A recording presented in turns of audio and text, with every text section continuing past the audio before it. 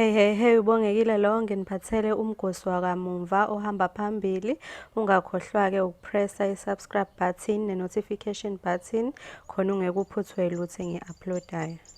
Isiteshi samahhala i-TV simemezele ukuthi kuphelile ngomdlalo ovutshelwe kuleli isipho.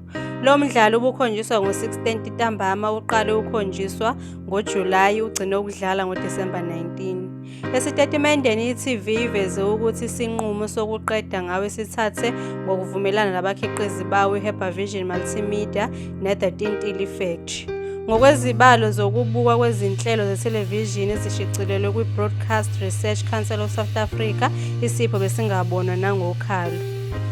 Izinhlelo ezingu-20 ezivela khona ngezinababukeli abangaphezudlwana kuka-1.2 million. Izinhlelo ezincintisana nazo ezingena ngesikhathi esifanayo naso njengeSkeem Saam kwe-SABC1 sinababukeli abalinganiselwa ku-6.8 million.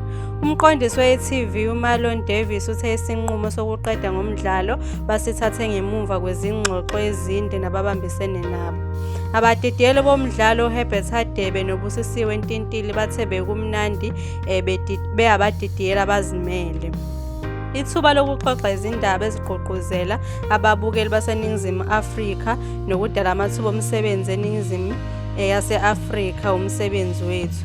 Bathe leli thuba abalitholile libanikeze isibindi sokuqhubeka nokuthuthukisa abantu nokubamba iqhaza ekukhuliseni imboni yamafilimu nethelevishini.